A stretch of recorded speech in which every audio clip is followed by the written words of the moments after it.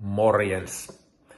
Jutellaan tällä videolla vähän liikunnan merkityksestä painonhallinnassa, että mikä se rooli niin kuin oikeasti on ja kuinka paljon se liikunta vaikuttaa meidän energiankulutukseen. Aika usein on käytetty sellaista vertausta, että painonhallinta on 90% ruokavaliota ja 10% liikuntaa, ja kyllähän se aika pitkälti pitää paikkaansa. Tai voisi oikeastaan sanoa niin, että painon pudotus on 100% ruokavaliota ja liikuntaa 0%. Lähinnä liittyen siihen, että painoahan voi pudottaa, kun ruokavalio on kunnossa, niin vaikka sä et liikkuisi lainkaan, vaikka sä olisit niin vuodepotilaana, niin jos otetaan ihan ääriesimerkki. Aika perinteinen lähtökohta on tämä suklaalevy. Tämä on 100 grammaa ihan normi suklaata tuosta kaupan hyllystä ja tämä on 580 kaloria tämä levy. Ja jos puhutaan naisten painonhallinnasta, naisten ruokavaliosta, niin meillä ruokavaliossa kalorit on noin 1600 kaloria päivässä. Eli toi 100 gramman suklaalevy, se on yli 1/3 päivän energiasta. Ja jos mietitään sitä, että miten toi niinku suhtautuu liikuntaan toi levy, niin kilo rasvakudosta on noin 7000 kaloria varastoitunutta energiaa, joka tarkoittaa sitä, että jos me halutaan polttaa kilo rasvaa, niin meidän täytyy tietyn aikajänteen sisällä olla niin kuin 7000 kaloria miinuksella, jotta se rasva palaa.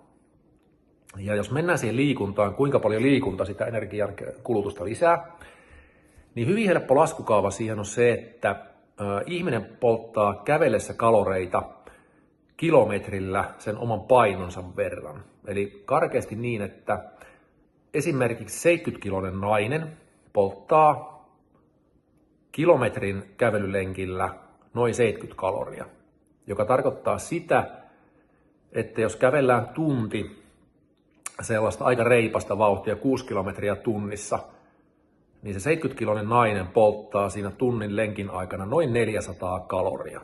Ja jos muistetaan, että toi levy oli 580 kaloria, niin sellaista aika reipasta vauhtia sen 70-kiloisen naisen pitää kävellä melkein 1,5 tuntia. Ja tästä on nyt helppo ymmärtää se, että jos se ruokavalio on pahasti pielessä, niin mikään määrä liikuntaa ei sitä niinku oikein paikkaa. Toi on tosiaan 100 grammanen suklaalevy, kun yleensä vaikka Fazerin sininen taitaa olla 200 grammaa, niin se onkin sitten jo 1200 kaloria, joka tarkoittaisi niin kuin 3 tunnin kävelyä. Ja jokainen siitä ymmärtää, että se on vähän haastava korjata se asia sillä, että jos syöminen on täysin metsässä, niin ei se kyllä sillä liikunnalla, se ei paikkaannu oikein mitenkään. Jos miettii sitä asiasta niin päin, että meillä on kilo rasvaa, mikä me halutaan liikunnalla polttaa, niin ton äskeisen esimerkin mukaisesti se menee niin, että se tarkoittaa 100 kilometrin kävelyä, sen yhden rasvakilon polttaminen pelkästään lisätyn liikunnan avulla. Ja jos lähtee miettimään, että onko 100 kilometriä paljon, niin vähän riippuen siitä kävelynopeudesta, se tarkoittaa 15-20 tunnin kävelyurakkaa. Eli karkeasti niin, että kuukaudessa joka päivä pitäisi kävellä noin 0,5 tuntia ylimääräistä liikuntaa siihen sun nykyiseen liikkumiseen lisättynä. Ja se tarkoittaa sitä, että jos sä lisäisit läpi vuoden sitä liikuntaa sen 0,5 tunnin reippaan kävelyn verran, niin mikäli mikään muu ei muutu, niin vuodessa sillä 365 0,5 tunnin kävelylenkillä laskennallisesti pystyisi polttamaan noin 12 kiloa rasvaa, eli noin kilo per kuukausi. Eli eihän se liikunta täysin turhaa ole missään nimessä, mutta noi antaa vähän niin kuin raameja siihen, että mikä se liikunnan rooli oikeasti on, kuinka paljon pitää liikuntaa lisätä, jotta siitä on apua painonhallinnassa.